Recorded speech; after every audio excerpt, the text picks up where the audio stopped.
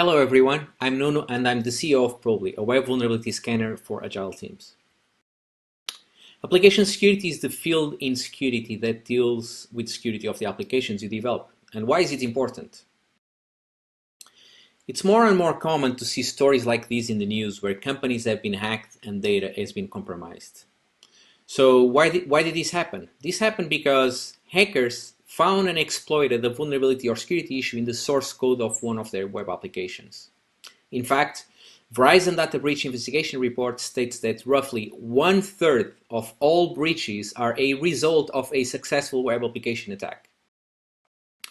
In order to prevent being on the spotlight for the wrong reason, companies need to make sure that applications are secure.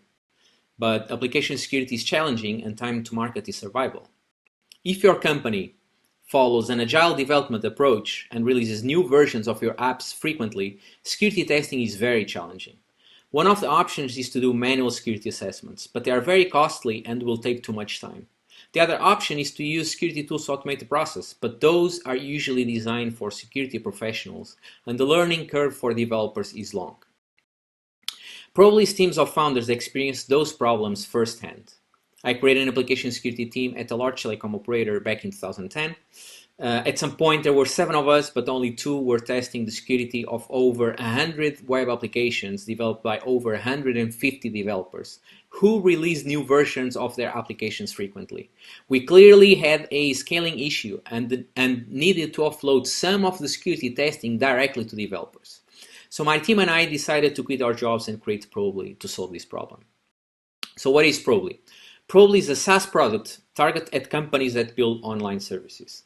It automates the task of scanning your web application to find vulnerabilities and lets you efficiently manage the lifecycle of those vulnerabilities that were found. We are competing against several other solutions. When compared to our competitors, Probably's novelty is related to its approach. While security scanners are targeted at security professionals, Probably instead targets developers directly. To give you some examples what we mean with this, Probably provides tailored instructions on how to fix the vulnerabilities that were found, including snippets of code based on the technology being used on the site being tested. It also follows an API-first development approach. This means that every single feature that you see on Probably's interface is available through the API. This allows developers to integrate Probably into their development processes, including continuous integration pipelines. It also allows our partners to integrate Probably directly into their products in order to extend the services that they provide. We adapt to our customers' environments, and we do it by integrating Probably with the tools that our customers use. If their development team uses Jira to track issues, for instance, developers don't need to leave Jira to get vulnerability reports and to retest their fixes. They can do all that inside Jira. Our goal is to narrow the gap between development, security, and operations teams, or in fancy words these days, turning DevOps into DevSecOps or shifting left. These are some of our customers, ranging from small companies to enterprises. We have customers in 25 countries, being the US and UK our 2 main markets. In terms of progress and where we are, we released the products back in August 2017. The growth had been pretty much organic until mid-19 when we created a sales and marketing team. At the end of last year, we shifted to enterprise and created a second product to target this segment. We are currently establishing regional partners and resellers, and the enterprise is our focus today and for the near future. In terms of clients, we have 78 paid clients so far. The ARR is roughly 300, almost 300,000 euros.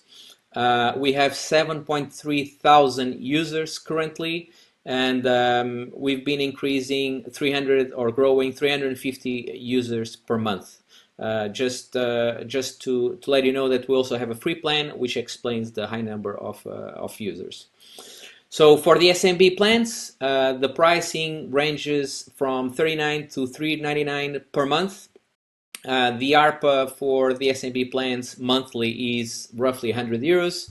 For the enterprise product and enterprise plans, The price starts off at 1,500 euros per month, only for yearly contracts. And the ARPA, the current ARPA, the monthly ARPA for the enterprise customers is 5.3 thousand euros. We have the pleasure to have these 5 investors on board, and we've raised 1.3 million so far. And that's pretty much it. I hope you liked it, and if you have any questions, I'll be happy to answer. Thank you.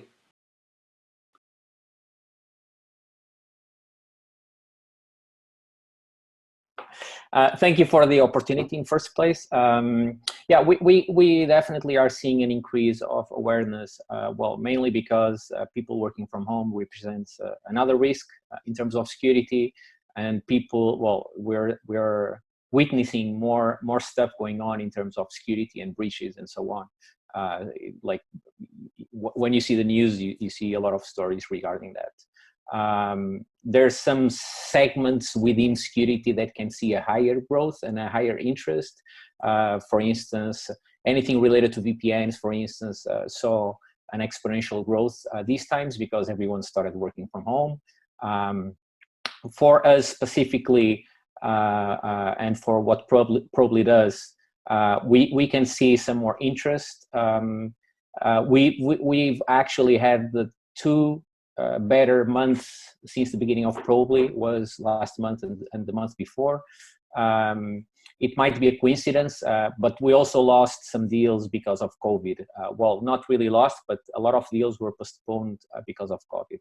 Some companies that were in trial and that they decided to stop for now, and then they will come back later in the year. Yeah, that's pretty much it.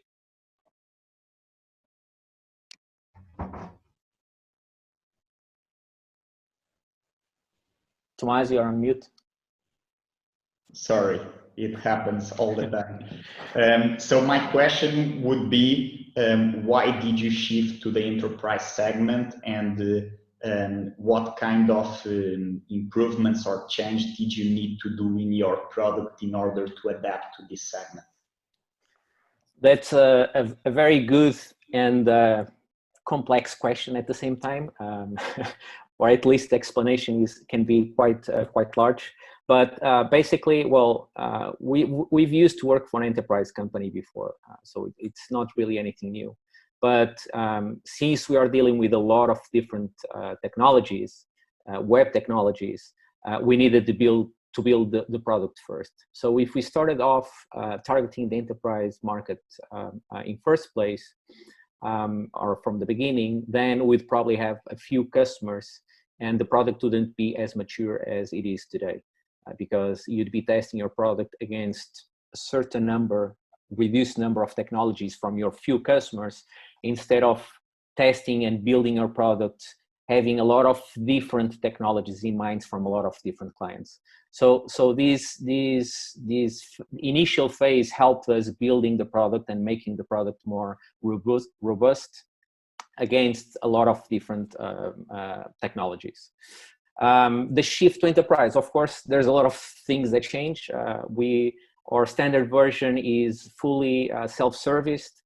So the clients just go to the site, they create an account, they try the product for free for 14 days. After that, they can just enter the credit card details and they start a subscription. So there's no intervention from us.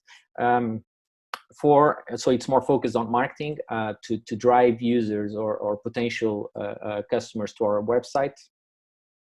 Regarding enterprises, of course, completely different. We hired sales people.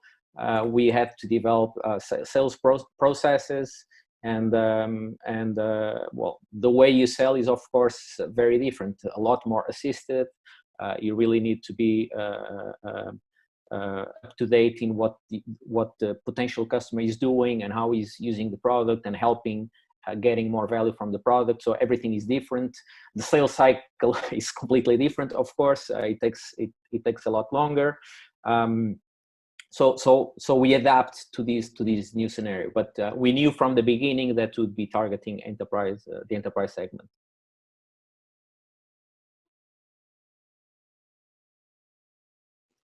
Okay, thank you for your answer. We have a question from the audience. So Luis is asking, are you looking for investment? When and how much?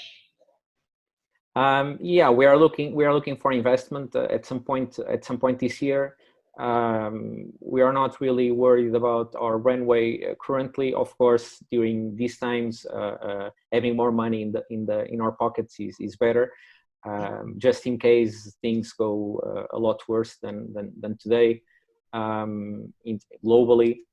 But we want to raise as soon as possible, so that we can grow faster. We have a very ambitious roadmap, and we have a lot of things that we need to do, and we need manpower for that. So we need to hire, and for that we need money. So if we raise now, we can of course grow faster in every angle of it. How much? We are planning to raise the next round around 2 million euros.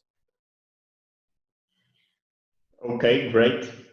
So Nuno, we are running out of time here, but it seems you have a potential investor here, Luis. So you can talk with Nuno after the session. You can find all the information about probably in their virtual stand, the e-Bynd Portfolio Week website. So thank you a lot, Nuno, for your presence, and we will move forward with the next pitch. Thank you. Thank you.